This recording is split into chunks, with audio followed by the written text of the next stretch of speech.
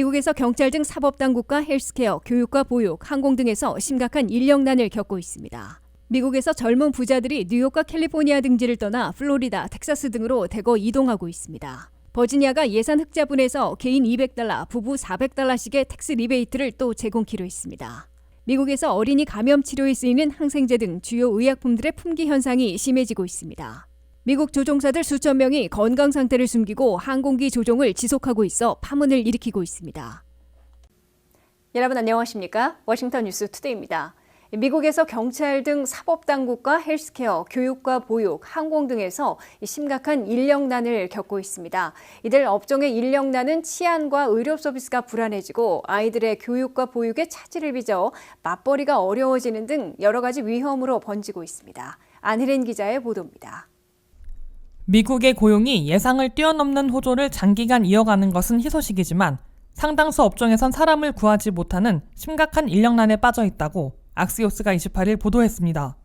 경찰과 교도소를 비롯한 사법 집행기관들과 간호사를 비롯한 헬스케어, 교사와 스쿨버스 운전자까지 모자라는 학교, 보육시설, 항공관제사 등에서 특히 극심한 인력난에 시달리고 있다고 악시오스는 전했습니다. 경찰과 셰리프 등 로컬 사법 집행기관들에서는 미 전체적으로 팬데믹 기간 중인 2020년 3월부터 2022년 8월 사이에 4%인 1만 8천 명이나 줄어들어 41만 6천 명에 그치고 있습니다. 주요 도시들에서 범죄가 계속 급증하고 있으나 경찰이나 보안관 등 사법 집행 요원들이 부족해 치안이 위태로워지고 있습니다. 전국에 있는 연방교도소에서는 교정관리원들이 현재 정원보다 21%나 비어 있어 수감자들 간 폭력 사태나 건강 문제가 악화되고 있습니다. 미국 전체의 공무원들도 팬데믹 기간 중 5%인 98만여 명이나 급감해 2128만 5천 명을 기록하고 있습니다. 미 전역의 주요 공항들에서 항공기 이착륙을 통제하고 있는 항공관제사들의 부족 사태로 항공기 추돌 사고 위험이 높아지고 있다고 악시오스는 우려했습니다. 미 전역에서 313곳의 공항 관제 당국 중에서 충분한 관제사들을 확보하고 있는 곳은 단지 3곳에 불과한 것으로 조사됐습니다. 미국 내 공립 초중고등학교에서는 대부분의 학교에서 수만 명의 교사들이 부족하다고 아우성되고 있을 뿐만 아니라 현재 가르치고 있는 16만 명은 교사 자격이 불충분한 것으로 평가되고 있습니다. 스쿨버스 운전자들이 모자라 학생들의 등하교에 어려움을 겪고 있다고 밝힌 학교장들은 2021년 78%에서 지난해는 88%로 늘더니 현재는 92%에 달하고 있는 것으로 조사됐습니다. 어린아이들을 맡고 있는 보육시설들에서도 극심한 인력난을 겪고 있어 유아원 등을 찾지 못한 학부모들이 맞벌이를 하기 어려운 상황으로 내몰리고 있습니다. 상당한 기술을 요하는 AI 인공지능 개발자들과 간호사 등 의료 인력들도 인력난에 시달리고 있습니다. 미국에서 상당 업종에서 인력난을 겪고 있는 이유는 기본적으로 인구 고령화로 일하는 노동력 비율이 낮아진 데다가 각종 제한사항까지 겹치고 있기 때문으로 분석되고 있습니다. 교육, 보육 문제 때문에 아이를 둔 여성들이 대거 일터에서 떠나 보육에 전념하고 있습니다. 경찰 등 사법 집행 요원들과 공무원, 교사 등은 임금 인상이 정부 제안에 묶여 있어 지원자들이 매년 감소하고 있는 것으로 우려되고 있습니다. WKTV 뉴스 안혜린입니다. 미국에서 20대와 30대이면서도 한 해 $20만 이상 버는 젊은 부자들이 뉴욕과 캘리포니아 등지를 떠나 플로리다, 텍사스 등으로 대거 이동하고 있습니다. 버지니아와 메릴랜드는 15위와 16위로 떠나는 사람들보다 들어오는 젊은 부자들이 약간 많은 곳으로 나타났습니다.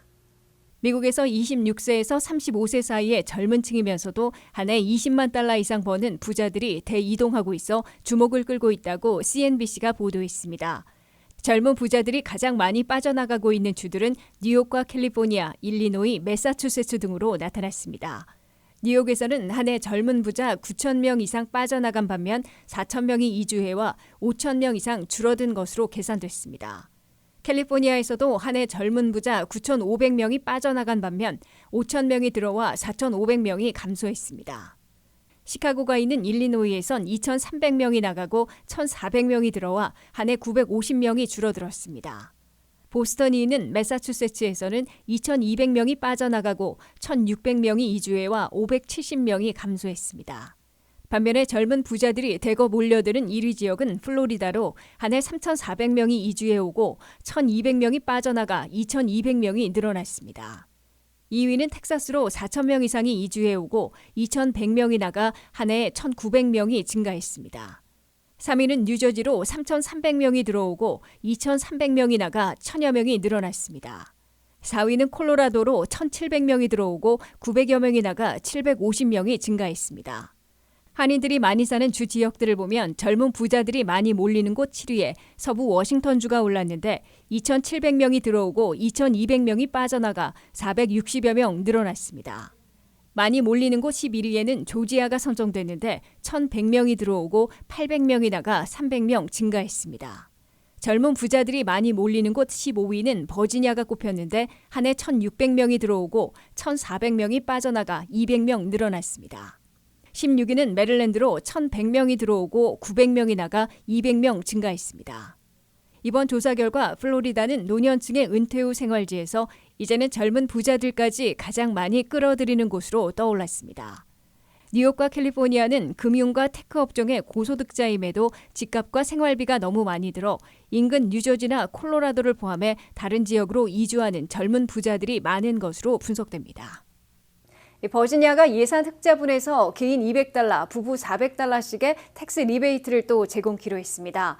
버지니아에 앞서 엘라베마, 몬태나, 미네소타, 뉴멕시코, 워싱턴주 등 5개 주가 텍스 리베이트를 제공하고 있어 6개 주로 늘어나고 있습니다. 한면태 기자의 보도입니다.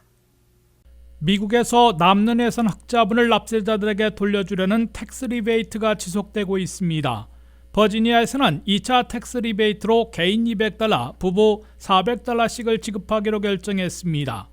공화당 하원과 민주당 상원이 예산 협상안을 타결했고 공화당 소속 글렌 영킨 주지사도 지지와 서명 의사를 표명했습니다. 공화민주양당이 합의한 예산안 수정안에서는 $36억 달러의 주예산 흑자분 가운데 $10억 달러를 납세자들에게 텍스 리베이트로 제공하는 내용이 포함됐습니다. 버지니아 주민들은 개인 1인당 $200, 부부 $400씩 텍스 리베이트를 다시 받게 됐습니다. 버지니아에서는 지난해 9월 말에도 개인 $250, 부부 $500씩 리베이트를 제공한 바 있습니다.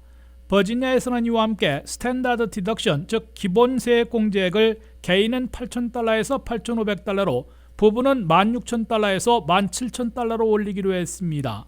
버지니아에서는 2차 텍스 리베이트와 함께 교육 예산을 늘리고 주립 대학생들에 대한 재정 보조를 확대하기로 했습니다. 버지니아에 앞서 미네소타에서는 210만 명에게 개인 $260, 부부 $520, 부양자녀 1인당 $260씩 최대 3명까지를 합해 가구당 맥시멈으로 $1,300나 텍스 리베이트를 제공하기 시작했습니다. 미네소타 주정부는 210만 명 중에서 115만 명에게는 다이렉트 디파짓으로 리베이트를 이미 입금시켰고 95만 명에게는 종이 체크를 발송했다고 밝혔습니다. 몬태나에서는 개인소득세와 재산세 리베이트 등 2가지로 제공하고 있습니다. 몬태나의 소득세 리베이트는 1인당 $1,250, 가구당 $2,500나 됩니다. 이와 함께 몬태나의 홈오너들은 11월 1일까지 신청하면 가구당 $675씩의 재산세 리베이트를 종이 체크로도 받게 됩니다. 뉴멕시코에서는 개인 $500, 부부 $1,000씩의 텍스 리베이트를 제공하게 됩니다. 엘레바마에서는 200만 명에게 개인 $150, 부부 $300씩 11월 30일까지 보내게 됩니다. 서부 워싱턴주에서는 원타임 텍스 리베이트가 아니라 워킹 패밀리들에게 텍스 크레딧을 제공합니다. 워싱턴주의 텍스 크레딧은 지난해인 2022년에 6개월 이상인 183일 이상 그곳에 거주했던 25세에서 65세 사이의 근로자로서 소셜 번호를 지니고 일했던 워킹 패밀리들에게 $1,200씩의 텍스 크레딧을 부여하게 되며 내년 세금 보고 시 납부할 세금이 그 이하이면 전액 리펀드 해주게 됩니다. WKTV 뉴스 한면택입니다. 미국에서 어린이들의 각종 감염을 치료하는 데 쓰이는 항생제, 특히 마시는 액체 약품의 부족 현상이 더욱 심해져 부모들의 애간장을 태우고 있습니다. 어린이들의 중이염, 인두염, 폐렴 등에 널리 쓰이는 이목시실린 계열의 항생제 액체약이 특히 품귀 현상을 겪고 있습니다. 안혜린 기자가 보도합니다. 미국의 의약품 부족 현상이 장기화되고 있는데 그중에서 어린이들이 주로 마시는 방법으로 복용하는 액체 약품의 품귀 현상으로 빨간불이 켜졌다고 CBS 뉴스가 28일 보도했습니다. 개약 시기를 맞아 어린이 환자들이 급증하면서 학교를 일시 폐쇄하는 사태까지 빚어지고 있는데 엎친 데 덮친 격으로 어린이용 액체 항생제 등이 병원이나 약국에서 떨어지고 있어 비상이 걸렸다고 이 방송은 전했습니다. FDA 미 식품의약국은 어린이들의 중이염, 인두염, 폐렴 등 각종 감염 시에 치료제로 쓰이는 아목시실린 항생제 가운데 마시는 액체약을 부족한 약품 리스트에 올렸습니다. 미국의 헬스케어 시스템에서 60% 이상을 맡고 있는 병원들에서도 항생제 액체액의 부족 현상을 겪고 있다고 CBS 뉴스는 전했습니다. 미 전역에서 약국 체인점을 운영하고 있는 CBS 헬스는 자사의 미 전역 약국 체인점들이 어린이 마시는 항생제가 떨어지는 곳이 크게 늘어나고 있을 뿐만 아니라 제약업계 전체에서 공급이 부족하다고 밝혔습니다. 어린이용 마시는 항생제가 떨어진 CBS 약국에서는 아직 구입할 수 있는 인근 약국을 알려주는 서비스를 하고 있다고 밝혔습니다.